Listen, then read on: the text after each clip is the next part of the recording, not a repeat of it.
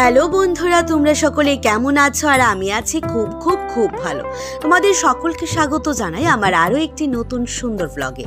এটা হচ্ছে দীঘার দ্বিতীয় দিন। প্রথম দিন তোমাদের সাথে শেয়ার করেছি, আর এটা দ্বিতীয় দিন একদম সকাল সকাল আমরা সবাই গিয়েছিলাম সূর্য উদয় দেখব। এখানে মা, মাসি আর মামু তারা নিচ্ছিল ছবি, আর আমি বারবার দেখছিলাম সমুদ্রটাকে শুধু, আর সঙ্গে কনকনে বাতাস। কি যে উপভোগ করেছিলাম মুখে বলে আর ভিডিওতে আমি বোঝাতেই পারবো না। তার মধ্যেও আমি যতটুকু পেরেছি তোমাদের সাথে শেয়ার করার চেষ্টা করছি। তো তোমাদের কাছে একটা কথা না বললেই নয়, এটা কিন্তু আমার প্রথম সমুদ্র দেখা। ভীষণ ইচ্ছে ছিল অনেক আগে থেকে যে একদিন সমুদ্রের কাছে গিয়ে সমুদ্রকে অনেক ভালো করে দেখবো। এই আশাটা আমার পূর্ণ হয়েছে। এবারকার মতো 4 থেকে 5 বার সমুদ্রের কাছে গেছি আর অনেক ভালো করে সমুদ্রকে উপভোগ করেছি। কি যে ভালো লাগে। যারা একবারও যাওনি, আমি বলবো একবার হলেও চেষ্টা করে দেখো সমুদ্রকে দেখার জন্য। তো চলো এবার সকাল সকাল সূর্যোদয় দেখছি, কত ভালো লাগছিল। ঘুমটি কিন্তু আমরা কেউ একদমই কিছু করিনি, সোজা সমুদ্রের পার। তো আমি এখানে কিন্তু ভীষণভাবে আনন্দ নিচ্ছিলাম, আনন্দ পাচ্ছিলাম। আমরা প্রত্যেকে ছিলাম, তোমাদের জানানো হয়নি আমরা কারা কারা গেছি। আমরা গেছি 4 জন আমাদের বাড়ি থেকে, মা, বাবা, আমি, সাহেব, মাসি, মিশু, ভাই রাহুল ভাই আর মামু। আমরা 8 জন গিয়েছিলাম। দেখো সবাই সি ফিশ এখানে শামুক যে রয়েছে এটা কিন্তু কুড়াচ্ছে। তো এটা কুড়াতে ভীষণ ভালো লাগছিল। আমিও কিছু কুড়িয়েছিলাম, কিন্তু এগুলো না অনেকটা নরম থাকে, যার দরুন এগুলো ভেঙে ভেঙে যাচ্ছিল। আর আমার একটা বোন, ছোট অনেক বোন, তো বলে দিয়েছিল যে সি ফিশ আনার জন্য, মিন্স শামুক আনার জন্য। তো সেটা তো আর আনতে পারিনি। নর্মালি কেনা থেকে এনেছি, দোকান থেকে, কিন্তু এরকম অরিজিনাল আর আনতে পারিনি। এখানে দেখো আমি আর মা পা ভিজাচ্ছিলাম। এগুলো আমার একটা স্বপ্ন ছিল, সমুদ্রের ধারে যাব, বসবো, ছবি তুলবো, ভিডিও বানাবো, উপভোগ করব। সবটাই না এবার একটু ওরে আমার হয়ে গেছে। তো চলো এবার আমরা ব্রেকফাস্ট করতে যাব। তো তার আগে একটা কথা শেয়ার করি, ব্লগ করার পেছনে একটা মূল উদ্দেশ্য কি জানো? ব্লগ করলে না আমি যখন অনেক বয়স হয়ে যাবে আমার, তখন আমি এগুলো বসে বসে দেখতে পারবো যে আমি এই বয়সে থাকতে আমি কি কি করেছি, কেমন করে কাটিয়েছি, সব কিছু। তো তার জন্য হয়তো বা ব্লগ করাটা আমার। আমি কিন্তু ব্লগ করে যে লাখ লাখ হাজার হাজার টাকা কামাবো, হয়তো একদিন যদি গ্রো হয় হতেই পারে, কিন্তু তার জন্য নয়। আমার ভিডিও আর ফটো তুলতে নর্মালি আমার অনেক ভালো লাগে। আমার সঙ্গে যারা চিনে বা আমার সঙ্গে চলাফেরা করে তারা জানে। তো যাই হোক, মা নিয়েছিল হিল জুতো, মা ভালো একজোড়া জুতো নিয়েছিল। এগুলো তো আর জলে ভেজানো যাবে না, তাই মা নিয়ে নিল সমুদ্রের পাড় থেকে একজোড়া চটি। আর যে চটিগুলো আমাদের আগরতলা চৈত্র মাসে 50 টাকা করে বিক্রি হয়, সেগুলি দীঘার পার হয় 250 টাকা করে বিক্রি। 200 টাকাই লাভ করে ওরা। কি আর করা যাবে, তখন এমন একটা সিচুয়েশন থাকে, তোমাকে নিতেই হবে। তো আমরা আমাদের বাড়ি থেকে প্রায় অনেকগুলো সানগ্লাস নিয়ে গেছি, প্রত্যেকের একটা করে। মাসি আর নিতে মনে নেই, তো মাসি এখান থেকে একটা নিল সানগ্লাস। আর সমুদ্রের পাড়ে বসা যে টুপিগুলো রয়েছে, ক্যাপগুলো, এগুলো আমার ভীষণ পছন্দ হয়েছিল। তো সেখানে আমরা কিছু ক্যাপ দেখেছিলাম, আমি ভাই সবাই মিলে এখান থেকে ক্যাপ নিচ্ছিলাম। তো ক্যাপটা নেওয়া হয়নি, নিয়ে এমনিতে ছবি তুলে রেখে দিয়েছিলাম। মা বলছিল ক্যাপ নিয়ে আর কি করবে, আর নেওয়া হয়নি। যাই হোক, এবার চলো সোজা চলে যাই আমরা ব্রেকফাস্ট করবো বলে। তো এইবার দেখো একদম ঠান্ডা সমুদ্রের হাওয়া বইছিল সেখানে, একদম মর্নিং। অনেকদিন পর মর্নিংয়ে বসে চা খাচ্ছিলাম, সেটার মজাই আলাদা। যেহেতু এখন আমি আর একদম মর্নিংয়ে ওঠা হয় না, খুব কম। আর এই দেখুন নীল কালার যে বিল্ডিংটা রয়েছে, রাজ প্যালেস, এটাতে আমরা ছিলাম। সমুদ্রের একদম অপর পাশে আমরা কিন্তু ছিলাম। এটা হচ্ছে রাজ প্যালেসে আমরা ছিলাম। আর এখানে আমরা প্রত্যেকে বসে টিফিন করছিলাম, ব্রেকফাস্ট। তো সবাই মিলে খুব হাসি ঠাট্টা মজা করে কিন্তু আমরা খুব সুন্দরভাবে দীঘার যে দ্বিতীয় দিন বেশ ভালো কাটিয়েছি। আমার বলতে পারো যখন একটু একটু বুঝি, তখন থেকে ইচ্ছে যে একদিন না সমুদ্রেতে যাব। তো সমুদ্রে যাওয়াটা আমার সাকসেস হলো। এবার দুপুরে গিয়ে কি কি করব, বিকেলে কি কি করব, রাতে কি কি করব, আরও কিছু আছে, সব শেয়ার করব। তাহলে কিন্তু ব্লগটা তোমরা একদমই স্কিপ করো না। চায়ের পরে আসলো বিস্কিট, বিস্কিটের পর আসলো ডিম আমলেট, তারপর আসলো মামলেট, আর তারপর আসবে পেটাই পরোটা, যেটা কলকাতার বিখ্যাত একটা পরোটা। পেটাই পরোটার পর খাবো নর্মাল পরোটা, আরও অনেক কিছু ব্রেকফাস্ট আমরা সেদিন খেয়েছিলাম। ভীষণ ভালো লাগছিল, বারবারই বলছি। তো দীঘাতে তোমরা কারা কারা গেছো অবশ্যই কিন্তু আমাকে জানিও। আর তারপর ব্রেকফাস্ট কমপ্লিট করে সোজা চলে আসি রুমে, এসে আবারও স্ন্যাক্স আইটেম খাচ্ছিলাম সবাই মিলে। তারপর হয়ে যাব রেডি হয়ে একদম 10টার দিকে বের হয়ে যাব আমরা দীঘাতে, কিছু ছবি ভিডিও নেব আর স্নান করব সেই প্ল্যানে। তো আমি পরেছিলাম রেড, বাবা রেড, মা রেড আর সাহেব ইয়েলো পরেছিল। আমাকে কেমন লাগছে জানিও তো, যদি ভালো লাগে অবশ্যই একটা মিষ্টি কমেন্ট করে দিও, আর যদি খারাপ লাগে কোনো জায়গাতে এইটাও কিন্তু বলে যেও। এইটা হচ্ছে আমাদের সেই সমুদ্র যাকে দেখার আমার অনেক দিনের ইচ্ছে ছিল। অবশেষে আমার ইচ্ছেটা হলো পূরণ, আর সঙ্গে একা নয় কিন্তু পরিবারদের নিয়ে পরিবারের সঙ্গে ইচ্ছে পূরণ করলাম এবার। যদিও আমার মা বাবা ভাই আগে সমুদ্র দেখে ফেলেছে, তবে আমার সঙ্গে দেখাটাই প্রথম হয়েছে। এখানে মা পরেছে রেড সালোয়ার, তোমাদেরকে বলেছিলাম। আমার মাসি পরেছে হোয়াইট সালোয়ার, আমি রেড পরেছি, বাবা রেড পরেছে, আবার মামা পরেছে হোয়াইট, আবার পরেছে মানিও হোয়াইট। তো এমন করে আমরা সবাই কালারফুল ড্রেস পরে কিন্তু গিয়েছিলাম। তবে দুঃখের বিষয় হচ্ছে সমুদ্রের পাড় গিয়ে কিন্তু আমি একদমই হোয়াইট থেকে হয়ে গেছিলাম ব্ল্যাক। বলতে গেলে আমি এত হোয়াইট সাদা না, যাই হোক যেমন কালার ছিল মানে তার থেকে একদম ব্ল্যাক হয়ে গিয়েছিলাম। তো যাই হোক, তোমরা যারা সমুদ্রের পাড় যাবে আগে থেকে বেশি বেশি করে সানস্ক্রিন মেখে যাবে, আমিও মেখেছিলাম। তো সব থেকে সেখানে গিয়ে একটা মন খারাপ হয়ে যায়, মানে মনটাই ভেঙে যায়। কেন বলো তো? আমরা গিয়ে দেখি জোয়ার ভাটা উঠে গেছে। তোমরা সকালে দেখতে পেয়েছো এখানে বালু ছিল, তারপর এখানে মানুষ দাঁড়ানো ছিল, কিন্তু তারপর দেখতে পেলে কি জোয়ার ভাটা একদম কিন্তু পাথরের উপর চলে আসলো।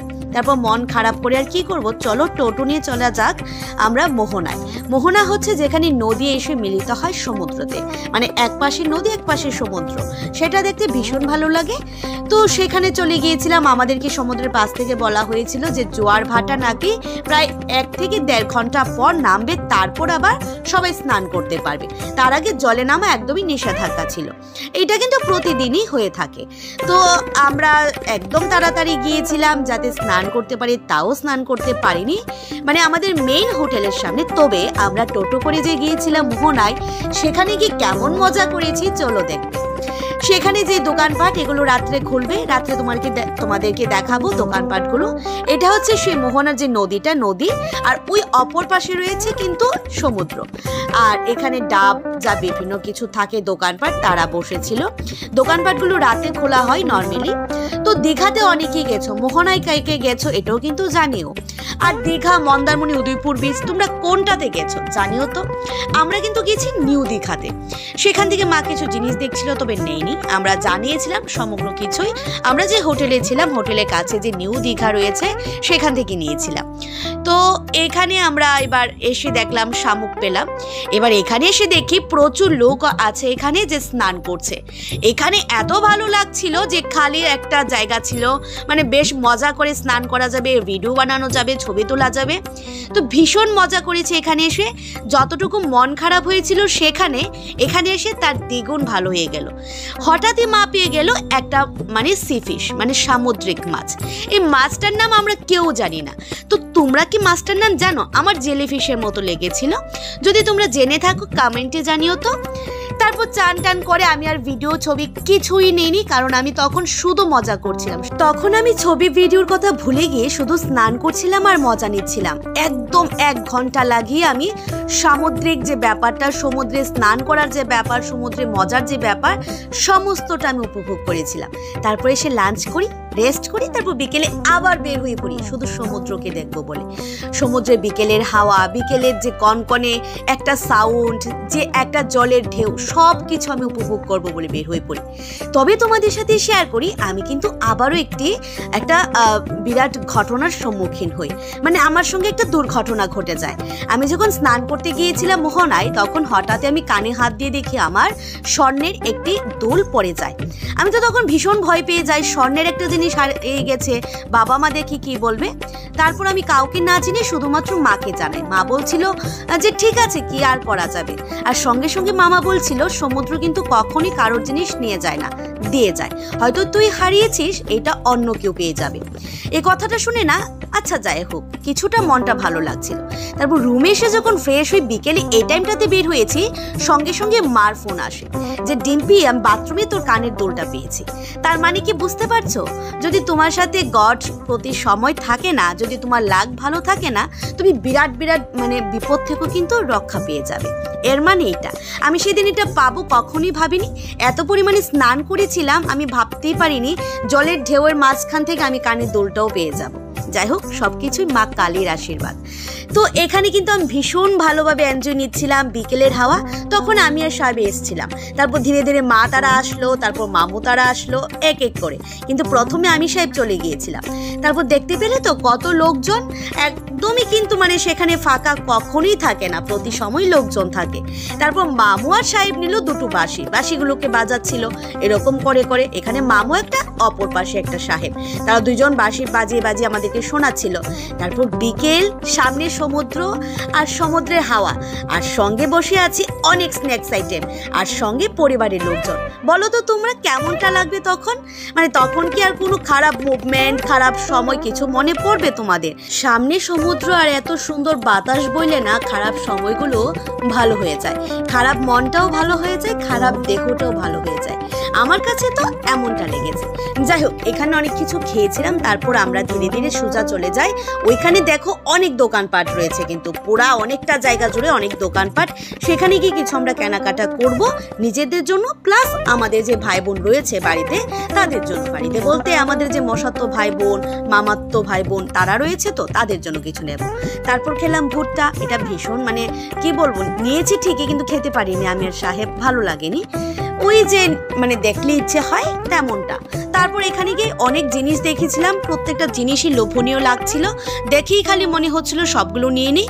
কিন্তু যেগুলো আমাদের আগরতলাতে পাওয়া যাবে এগুলো একটু কমই নিলাম। বিশেষ করে আমরা নিয়েছিলাম সামুদ্রিক জিনিস, যেগুলো শঙ্খ, আরও শঙ্খের যে চেইন পাওয়া যায়, পাথরের চেইন পাওয়া যায়, আরও বিভিন্ন নানান কিছু। বিশেষ করে মা বিশেষ করে অনেকগুলো নিয়েছে। আমি যে মাথায় লাগিয়েছি এটা নিয়েছিলাম। তারপর দেখাবো মেরোরে একটা আমি নিজের জন্য একটা চেইন নিয়েছিলাম। আরও অনেক কিছু, মুক্তার চেইন বলতে পারো, আরও অনেক কিছু নিয়েছিলাম টুকিটাকি এরকম কিছু কিছু। তাছাড়া একটা ব্যাগ নিয়েছিলাম সেখান থেকে। এগুলো আমি এখনো দেখাইনি, হয়তো বা আমার যদি সম্ভব হয় অন্য একটা ব্লগে তোমাদের সাথে শেয়ার করব। তারপর সবাই মিলে এখানে দাঁড়িয়ে দাঁড়িয়ে আমরা খাবারের জন্য চিন্তা করছিলাম রাতে ডিনার করব কোন হোটেলে আজ। তারপর সাহেব দেখো এখানে কত সুন্দর মিষ্টি একটা হাসি দিয়ে দিল। বাবা মা আমি সাহেব মিলে দোকানটাতে কেনাকাটি করছিলাম। আর দেখবে এখানে কত সুন্দর সুন্দর মিরর পাওয়া যায়, কত সুন্দর সুন্দর জিনিস পাওয়া যায় ঘর সাজানোর জন্য। এই দেখো, এটা হচ্ছে আমি এখানে কিছু ছবি আর ভিডিও নিয়েছিলাম। তারপরে এখান থেকে বের হয়ে আমরা খাওয়া দাওয়া কমপ্লিট করি, রাতের ডিনার করি, তারপর সোজা চলে যাই রুমে। আজকের মতো ব্লগটা এই পর্যন্তই। তোমাদের কাছে আমাদের দীঘার ব্লগগুলো কেমন লাগলো জানিও, কিন্তু যদি ভালো লেগে থাকে লাইক কমেন্ট শেয়ার করতে ভুলো না। আজকের মতো এটুকুই, টাটা বাই বাই। অবশ্যই আসছে নেক্সট ব্লগ, তাহলে দেখতে হলে কিন্তু অবশ্যই আমার চ্যানেলটা আর পেজটাকে ফলো আর সাবস্ক্রাইব করে রেখো। টাটা।